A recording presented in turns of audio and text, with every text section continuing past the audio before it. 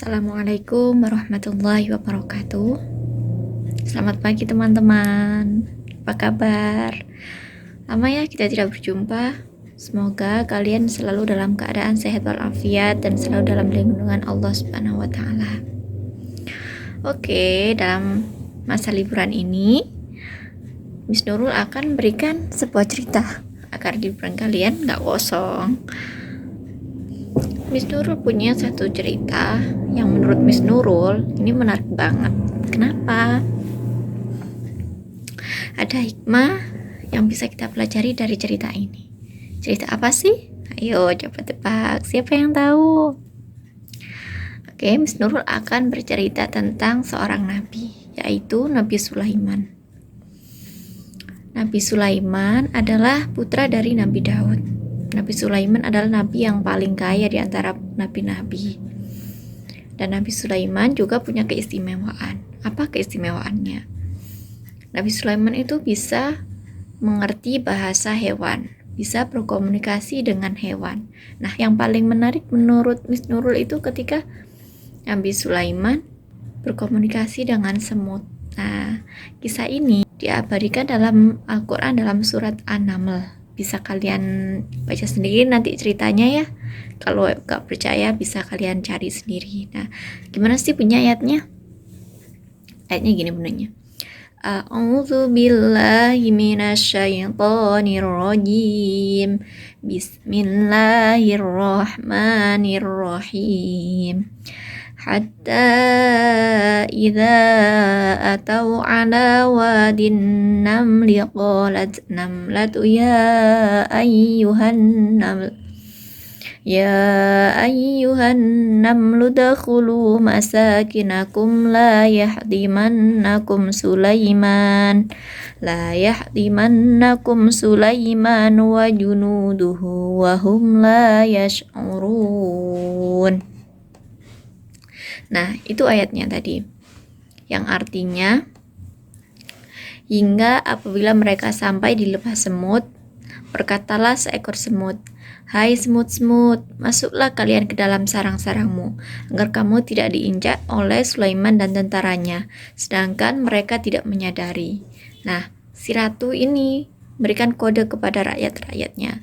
"Hei rakyat-rakyatku, ayo masuk, ayo masuk. Ada tentaranya Nabi Sulaiman mau lewat." Nah, bagaimana responnya Nabi Sulaiman?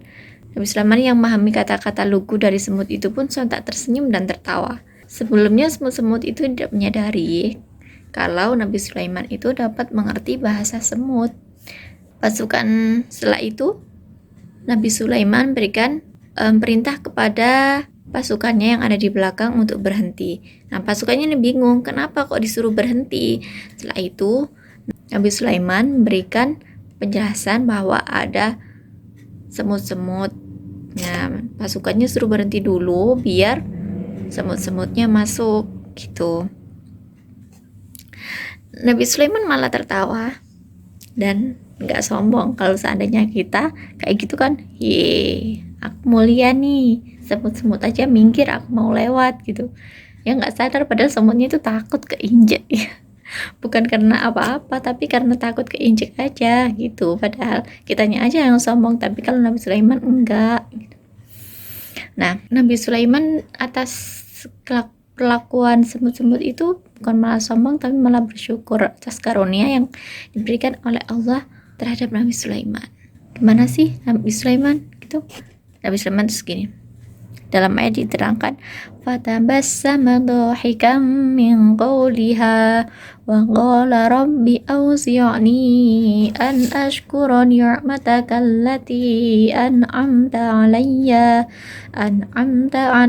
wa ala walidayya wa an a'mala shalihan tardahu wa adkhilni birahmatika fi ibadika sholihin. Nabi Sulaiman itu tersenyum, tertawa melihat perkataan semut-semut tadi gitu. Nah, Hikmah yang dapat kita petik dari cerita ini apa? Seandainya kita punya kemuliaan, kita jadi orang kaya, orang yang terhormat, orang terpandang, janganlah sekali-kali kita menanamkan rasa sombong. Karena apa? Rasa sombong itu membunuh semuanya.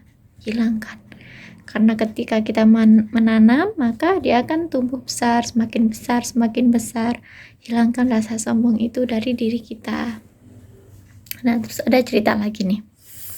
Cerita tentang Nabi Sulaiman juga dengan semut, katak, dan cacing yang buta. Gimana ceritanya? Gini ceritanya. Pada suatu hari, Nabi Sulaiman berada di pinggir danau. Nah, ketika itu ada semut yang membawa sebiji gandum mau masuk ke danau. Nah, setelah itu ada katak. Ada katak menjemput semut itu, lalu semut masuk ke dalam mulutnya katak. Habis itu masuk ke dalam air, hilang. Setelah beberapa saat, katak itu keluar, terus mengeluarkan semut itu tadi, tapi gandumnya sudah nggak ada. Nah, setelah itu Nabi Sulaiman penasaran, dan Nabi Sulaiman bertanya kepada semut, "Wahai semut, apa yang kamu lakukan dalam mulut katak tadi?" Nah, terus semut itu menjawab pertanyaan dari Nabi Sulaiman. "Wahai Nabi Sulaiman, sesungguhnya di dalam danau itu ada batu yang berongga dan cekung. Nah, dalamnya situ ada cacing yang buta yang tidak bisa keluar untuk mencari makan. Oleh karena itu, Allah mempercayakan rezekinya kepadaku sehingga aku mengirimkan makanan untuknya. Nah, agar aku selamat, maka aku dijemput oleh katak itu sehingga aku bisa sampai pada cacing." Begitulah ceritanya Nabi Sulaiman. Nah, dari cerita ini ada hikmah juga yang dapat kita petik. Apa sih? Nah, ini soal rizki.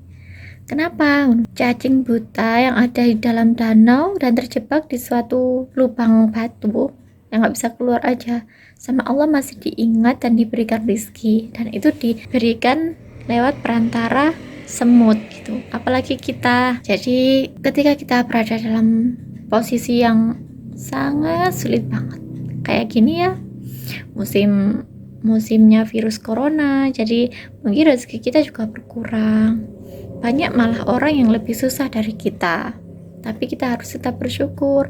Bagaimanapun Allah akan tetap mengingat kita. Jangan khawatir masalah rezeki, dari manapun itu pasti akan datang, tapi jangan lupa untuk tetap berusaha.